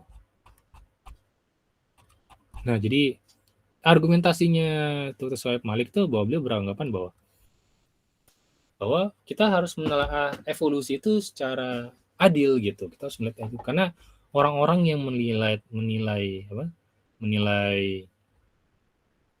evolusi itu kebanyakan sudah tutup kuping duluan gitu. Terus dibilang, katanya dia cerita kalau ketika saya mengatakan saya mau meneliti soal evolusi, banyak orang yang menutup pintunya untuk saya gitu. Dan justru ketika saya ke barat, ke kampus di Eropa tuh, maka justru terbuka dengan bahas itu. Dan beliau secara adil ya, beliau membahaskan evolusi itu dengan jelas gitu. Terus, strukturnya apa, itu beliau bahas ini. Introduction-nya itu apa. Difficult landscape, kesulitan dalam membuat background-nya seperti apa. Membuat rumusan permasalahan itu seperti apa, soal evolusi itu seperti apa. Dia juga membahaskan soal apa yang jadi kekeliruan konsepsi terkait dengan evolusi itu siapa. Gitu. Terus juga dia membahaskan apa yang disebut problematic bifurcation, gitu. Apa yang sentimental emotion, soal satu hal. The nature of this book, gitu. Dia juga menjelaskan soal ini. Soal buku yang baik sekali, karena emang sebenarnya ini bukan buku tesis ya, tapi emang gue peneliti serius ya, jadi buku itu sangat baik. Nah, makanya buku ini sudah apa namanya, dia memberikan banyak argumentasi beliau kenapa beliau meneliti soal ini, sifat daripada buku ini seperti apa. Terus kenapa Imam Ghazali itu jadikan contoh buat dia untuk bisa menjawab evolusi itu seperti apa. Gitu. Terus dia juga memberitahukan outline of the book gitu. Ini satu contoh buku yang baik itu, dia udah ngasih tahu sebenarnya part 1 itu bahas apa gitu, sesuai dengan konteks gitu. Oh, dua bab gitu. Nah, jadi sebenarnya dengan kayak gini aja sebenarnya kita udah bisa ngelihat itu bab 1 dia tuh bahas apa, karena udah ada kopas aja di sini gitu. Struktur bukunya ada di sini gitu. Kayak gitu. Nah, makanya pembacaan teman-teman dengan baca yang seperti ini itu apakah layak dianalisa atau tidak gitu. Itu semua bisa lihat dari introduction ini aja, tapi baca introduction sampai habis ya. Jadi supaya teman-teman bisa dapat secara keseluruhan. Final thought gitu. Akhirnya kesimpulan akhir beliau tuh mau bilang kalau ini tuh mungkin jauh dari sempurna, tapi saya berusaha untuk menghimpun banyak hal soal argumentasi evolusi itu seperti apa. Posisi saya pribadi atau buku ini emang lagi baca secara telah gitu. Saya sempat mikir bahwa yang layak dibaca analitis itu adalah buku-buku yang saya yakini benar gitu. Nyatanya enggak gitu, enggak seperti itu. Jadi yang dimaksud layak secara analitis ya memang, bahkan walaupun Anda nggak setuju dengan buku itu ya, tapi kalau buku itu baik ya Anda bisa bisa baca secara telah, tapi ya ditolak gitu, Saya juga menolak sebenarnya posisi saya sini, karena saya meneliti evolusi itu saya dari pas SPI, terus saya ketika pas WISE Summer School 2019 itu makalah saya soal evolusi gitu. Dan saya bisa berargumen bahwa saya nggak sepakat dengan kayak gini, bahwa evolusi itu sebenarnya bisa diterima oleh Islam. Dan makanya sebenarnya quotes-nya dari si Dr. Shoaib Ahmad Malik nih, bahwa kita sebenarnya quote-nya Imam Ghazali itu, kita tuh harus melihat secara adil gitu, kita melihat secara pertengahan gitu. Jangan berlebihan, ekstrim positif dan ekstrim ke negatif. Centerone skeptis itu. Yang saya tangkap ini beliau berusaha untuk membuka kemungkinan baru daripada si evolusi itu sendiri. Kita bisa membacanya gitu. Oke gitu.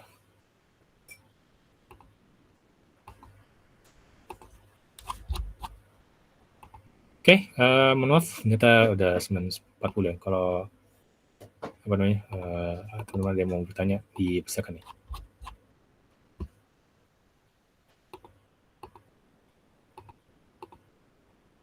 Oke, Mas Nur, Mbak Anissa.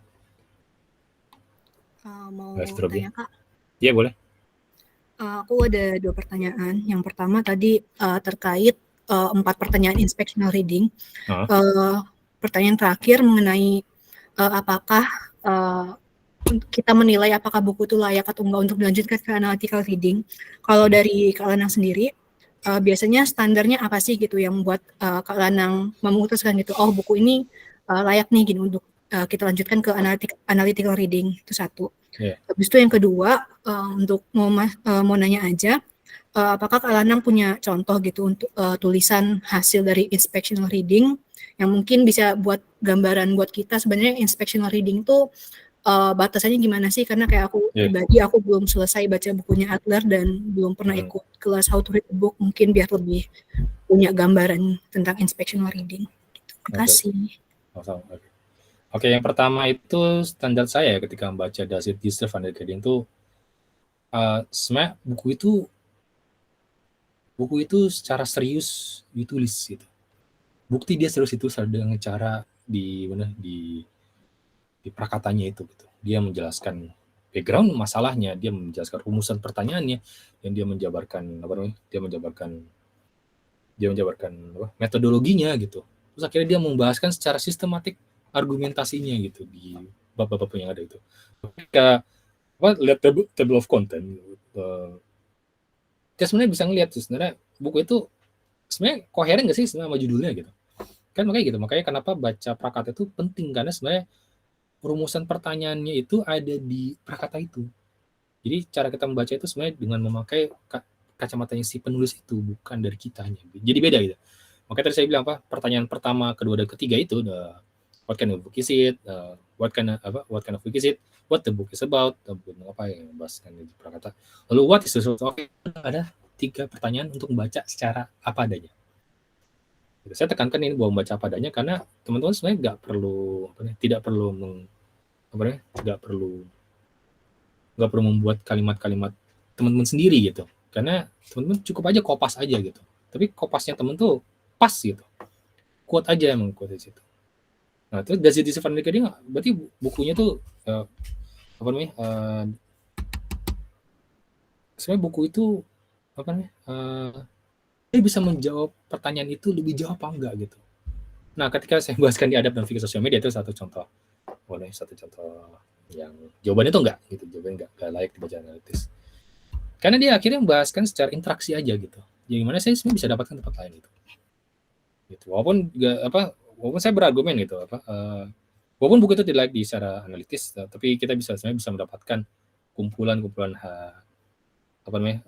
dalil Quran dan hadis dari buku itu soal permasalahan sebenarnya sedang diangkat. Walaupun ya bagi orang-orang nggak tahu dalil ya sebenarnya itu kan jadi bermasalah juga gitu. Makanya jadi buku itu nggak layak baca analitis gitu. Terus kemudian buku-buku pastinya buku-buku yang nggak dibaca analitis tuh buku-buku yang termanya tuh terlalu mudah untuk dipahami gitu. Terlalu mudah, teman-teman tuh nggak harus ngecek apa makna terma itu, nggak bisa kalau misalnya teman-teman baca buku yang sulit itu teman-teman harus ngecek kamus gitu. Mereka come to term with author gitu. Karena sebenarnya terma itu tidak hanya sifatnya tekstual basis yang ada di kamus gitu. Walaupun memang Prof. Atas tuh ketika beliau merangkum semantiknya din itu dain, dayana, tamadun, itu sebenarnya emang dari lisan Arab dari Ibn Manzur itu. Tapi beliau menghimpun itu semua, jadi novelty-nya Prof. Atas itu. Nah, kita sebenarnya come to term itu akhirnya jadi kita ngelihat kamus itu sebagaimana adanya gitu. Tapi untuk melihat bagaimana Prof. Atas itu memakai employ the term gitu, memakai terma itu di situ, kita harus melihat konteksnya itu di situ. Ya, kalau misalnya penulis itu tidak membahaskan pemikirannya dia itu secara sistematis, terus kemudian secara mendalam, buat saya sih nggak layak dibaca gitu. Ada beberapa buku yang saya kira ini keren nih gitu, saya kira ini bisa baca telah, tapi ketika saya inspeksi, gitu, nggak layak gitu. Tadi jawaban Islam and Evolution itu satu contoh, itu layak dibaca analitis.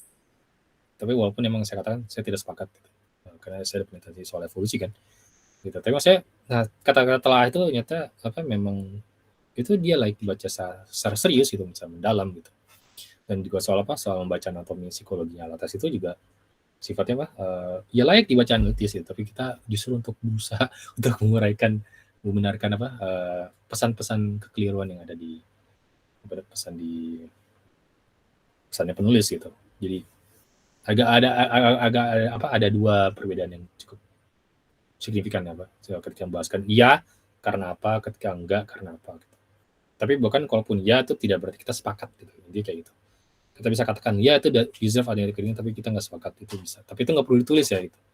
Itu nggak perlu. Maksudnya itu opini pribadi aja. Jadi maksudnya teman-teman tuh mereview buku itu secara adil gitu. Terus kalau yang kedua, sebenarnya contoh-contohnya saya udah taruh di feed sih, taruh di feed. Taruh di feed ada 12 ya, ada 12 feed.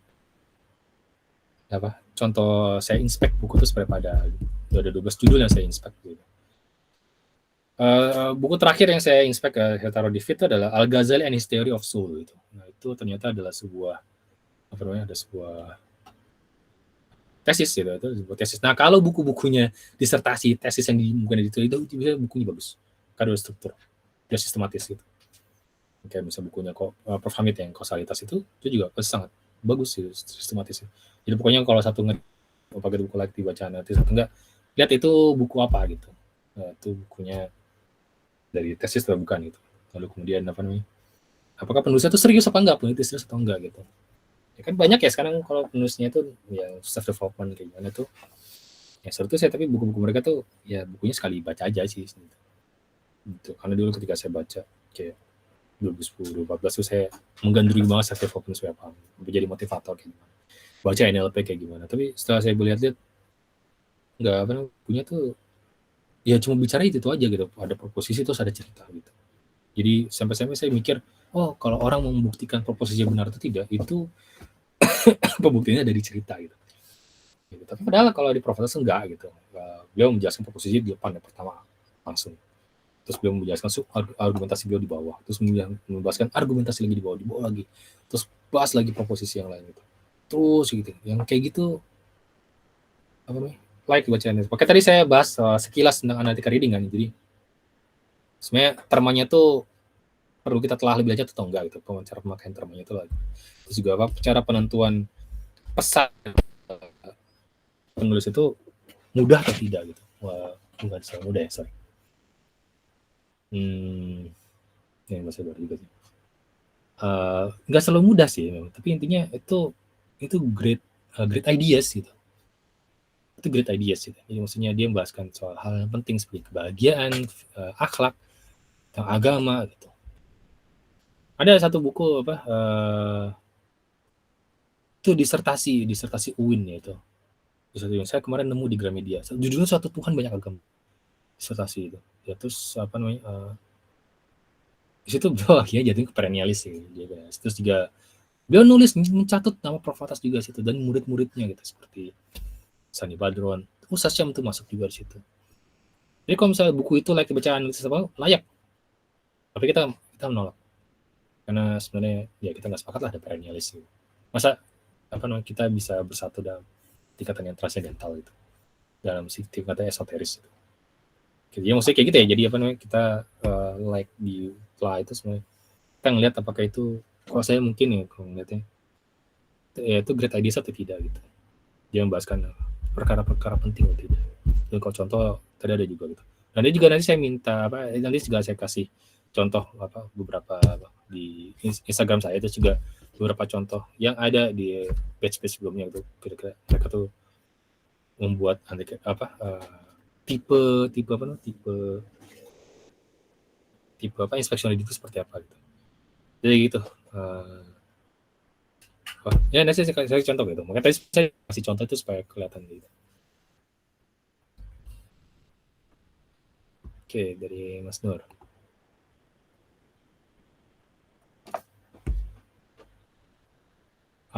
Menemui buku indeks, preface, table content, yang bawa atau betul.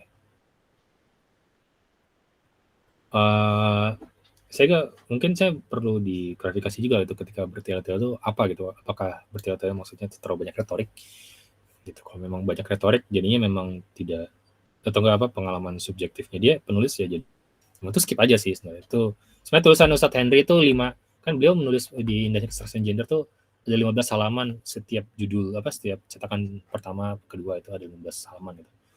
Nah, itu 3 halaman pertama itu cuma kayak saya buat ini karena apa gitu, terus kemudian saya buat ini karena apa, itu banyak tanya. Kalau maksud bertanya itu ada cuma cerita pengalaman pribadi, terus gimana tidak menjelaskan masalahnya tuh ya untuk abaikan aja itu. Jadi maksudnya enggak, tapi masih tidak dinilai secara itu juga, maksudnya bukan langsung dijudge dari situ sebenarnya. Jadi kita membaca analytical, kita dengan memakai teknik keseluruhannya gitu.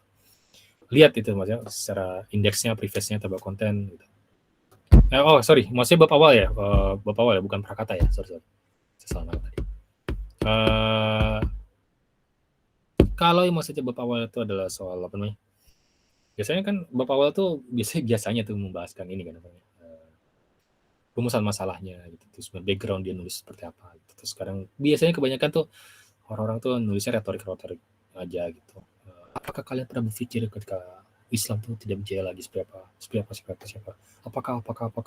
Gimana sifat-sifat retoriknya itu sebenarnya tidak menjawab dan juga sebenarnya tidak dijawab juga sebenarnya nulis itu cuma trying to catch your attention aja gitu. Itu gimana ya emang itu agak buat saya agak menyebalkan sih sebenarnya.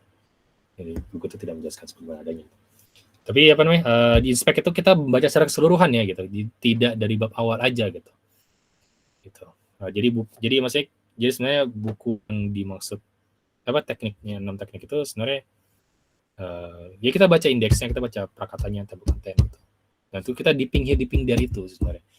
Dan saya harapkan juga apa namanya ketika membaca table content, kita membaca strukturnya itu teman-teman tuh juga menuliskan kembali dalam satu paragraf gitu sebenarnya struktur sebab itu sebenarnya bahas apa sih gitu. Jadi bukan cuma tulis table content doang gitu. Oh, misalnya ada 12 bab gitu. Kemudian teman-teman cuma tulis strukturnya babnya 1 2 3 sampai 12. Itu ada juga kejadian di sebelumnya. Enggak pas itu karena maksudnya table content itu ada sebenarnya strukturnya apa sih? Sebenarnya setiap bab itu dia sebenarnya bahas apa gitu. Jadi maksudnya Mas Nur harus bisa merangkum gitu, bukan merangkum ya. Menemukan inti permasalahan dari si bab itu gitu. Jadi judgement apakah itu di inspek atau analytical sebenarnya ketika kita memakai semua tekniknya itu sih. Lalu untuk challenge memang nggak baca sampai habis gitu. Karena memang inspection reading itu memang batasannya waktu gitu. Batasannya itu kalau analytical reading waktunya nggak terbatas gitu. Kalau penasaran berarti maksudnya kalau masih penasaran mau baca telah lebih lanjut itu fine aja gitu. Maksudnya be just aja gitu, jadi adil aja terhadap buku itu sebenarnya menarik karena apa gitu. Jadi makanya saya bilang deskriptif analytical reading itu sebenarnya poin teman-teman tuh sebenarnya berargumen buku itu layak dibaca analytical reading atau tidak gitu. Beberapa kawan-kawan yang sebelumnya itu juga ketika deskriptif analytical reading itu banyak yang ini tidak seperti yang saya harapkan juga gitu. Dia nggak layak dibaca analitis karena karena terlalu mudah dipahami, terus dia ya tadi kayak ada fikih sosial media itu bukunya nggak ini bukunya pembahasan fikih tapi bukan dari al-fikih gitu, terus pembahasan sosial media bilangnya dunia siber tapi ternyata yang dibahas sosial media tuh ya agak aneh. Jadi dia orangnya nggak konsisten terma gitu. Terus kemudian ya tapi kalau misalnya iya gitu analisisnya itu berarti itu emang great ideas gitu, itu emang ide agung dan itu oke itu baca terus menerus itu. Jadi maksudnya bukan kita langsung menilai buku itu menarik gitu terus kita langsung baca keseluruhan gitu. Bisa aja gitu, sebenarnya bisa aja itu. Maksudnya cara saya memberikan tawaran menyelesaikan sundoku ini adalah dengan cara kita inspection reading aja gitu. Makanya saya bilang batasan waktu itu sampai 20 menit aja gitu, karena pemakaian saya tuh waktu baca inspection itu nggak bisa lebih daripada itu. Kalau lebih daripada itu capek, terus bacanya jatuhnya analitis gitu. Teman-teman tuh masuk ke termanya, masuk ke strukturnya terlalu mendalam gitu. Gimana justru jadinya lost gitu.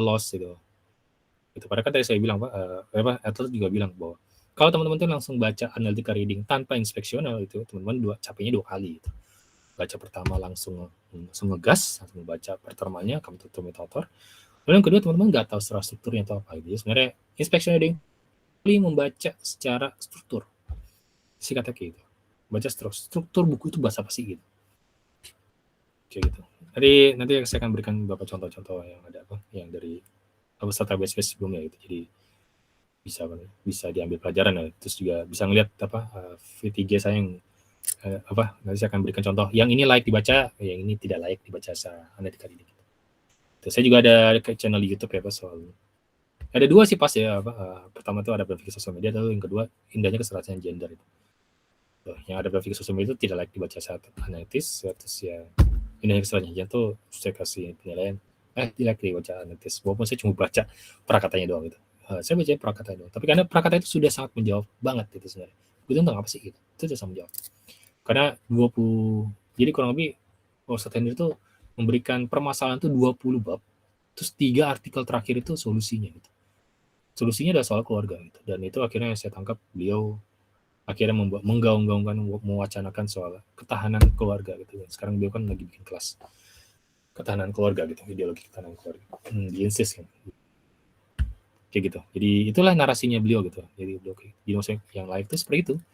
Dan kalau misalnya mau ditelah penulisnya lebih lanjut ya, sebenarnya orang itu membahaskan tema itu konsisten apa enggak sih gitu. Terus sebenarnya key point juga sebenarnya itu key point. Kayak misalnya Prof. Atas membahasnya adab, dia membahaskan Islam Basil. Beliau konsisten dari tahun 1959 dan 1970 sampai sekarang itu masih ngomongin sama gitu. Bisa konsisten itu. Adler pun juga sama, dia masih bahas tentang analytical reading, great ideas, great minds, itu seperti itu. Jadi konsisten gitu. Jadi bukan 1 tahun bahas apa, terus 9 tahun juga bahas apa. Ini biasanya kan kejebak apa? Karena tuntutan kampus ya. Karena dia harus mengeluarkan karya-karya baru gitu. Terus karya baru. Dan maksudnya jadinya enggak, karena dia tiap tahun ngeluarin judul baru, jadinya enggak mendalam gitu. Dia enggak seserius itu gitu. Gitu sih yang tahu. Siti Robiah ada?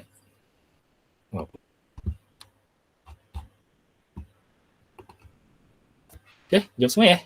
Mas Nur, Mbak Indonesia. Tuh ada yang mau tanyakan lagi?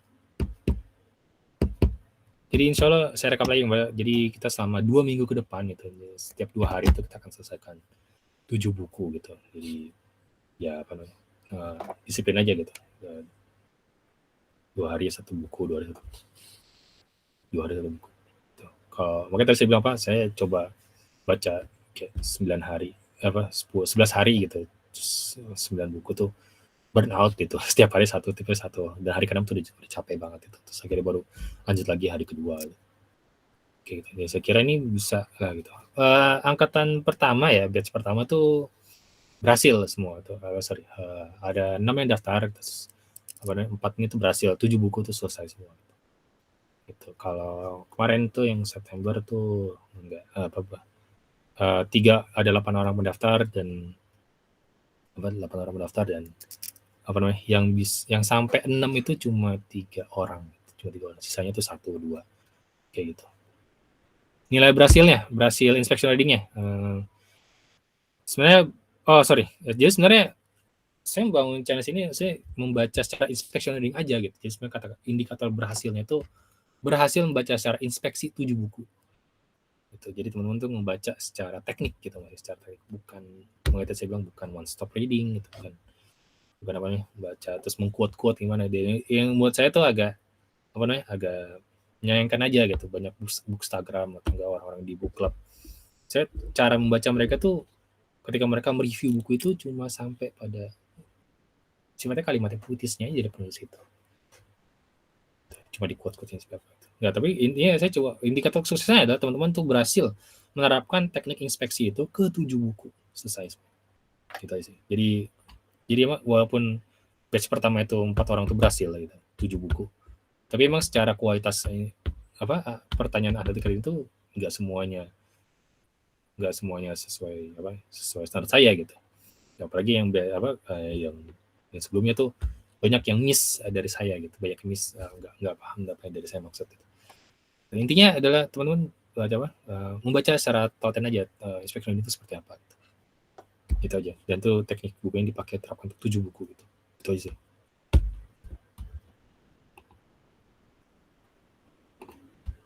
Jadi standar saya cukup simpel ya. Jadi cuma terapkan teknik inspeksi itu ke 7 buku. Selesai dalam waktu 14 hari. Itu aja. Terkait kualitas ya itu nanti lah. Yang penting intinya harus biasa. Gitu. Saya juga bisa terus ini karena latihan terus gitu. Dan terus. Gitu. Ada lagi yang tanya kan?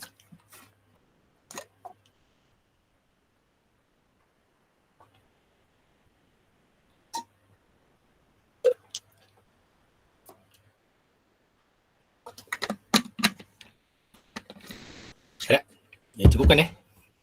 Jam 10 juga. Ya, mulai besok mulai. Besok hari pertama. Pokoknya kan tanggal 9 kan, tanggal 9 sampai 23 gitu. 23 kita akan rekap gitu supaya teman-teman menyelesaikan buku seperti apa itu. Oke gitu. Jadi apa teman-teman kan udah masuk grup ya bukunya itu, terus kemudian admin nanti akan memberikan link Google Form atau terus kemudian kami akan memberikan rekap inspeksionnya teman-teman itu H+1-nya gitu.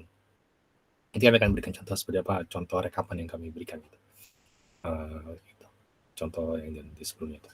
Gitu, jadi saya harap teman-teman udah punya 7 buku ya yang udah dipilih mau bukunya apa aja gitu. Jadi nggak kelimpungan gitu cari judulnya apa yang mau dibaca gitu. Ya, dan juga nggak harus buku nggak harus buku yang teman punya sih, nggak harus buku fisik ya, sorry. Bisa juga e-book gitu. Itu sih paling itu aja. Ada lagi?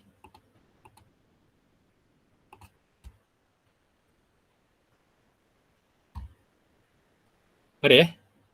Hitung 5, kalau nggak ada set 5, 4, 3, 2, 1. Oke. Alhamdulillah Rabbil terima kasih atas kehadiran teman-teman. Saya harapkan teman-teman tuh bisa paham review-nya ya. Untuk itu seperti apa, dan khususnya di inspectional reading itu seperti apa, dan juga analytical reading itu seperti apa, sehingga teman-teman tahu sebenarnya bridging ke analytical reading itu sebenarnya inspectional reading gitu. Jadi sebenarnya inspectional itu jadi penting karena ini tangga pertama untuk bisa membaca secara serius. The ultimate goal of reading itu ada analytical reading gitu. Jadi mohon maaf juga kalau misalnya teman-teman akhirnya jadi membaca nggak puas gitu, dan berapa keluhan peserta sebelumnya bahwa ngerasa bersalah karena nggak baca cover to cover tuh emang seperti itu, karena emang kita intinya ngabisin buku itu aja gitu. Tapi kata juga saya kualifikasikan soal bacanya secara inspeksi gitu. Karena kalau misalnya ternyata jawabannya ada tidak layak dibaca setelah ditelaah itu ya kenapa menghabiskan waktu lagi gitu. Kenapa membahaskan lagi buku itu nanti gitu. Kan capek gitu. Kita nggak punya waktu untuk setiap hal gitu. Jadi bacanya penting-penting aja gitu. Kata Ibnu Khaldun gitu. Dan Ufas juga menyarankan gitu sih, jadi don't read any books ya, just read great books. Ya baca buku-buku babon aja gitu, buku-buku penting aja gitu. Jadi jangan, buku penting itu kategori apa saja ya, temanya besar, terus juga penulisnya juga ahli di bidangnya. Kayak gitu. Itu saya teman-teman, semoga teman-teman manfaat. Semoga teman-teman bisa memahami inspeksi reading seperti apa dan bisa menerapkannya untuk menghabiskan sunduku teman-teman ya. Kalian jumpa lagi di grup ya, di grup. Kalau teman-teman ada pertanyaan bisa tanyakan langsung ke grup. Kayak gitu. Jadi saya Wabillahi taufiq wal hidayah. Assalamualaikum warahmatullahi wabarakatuh.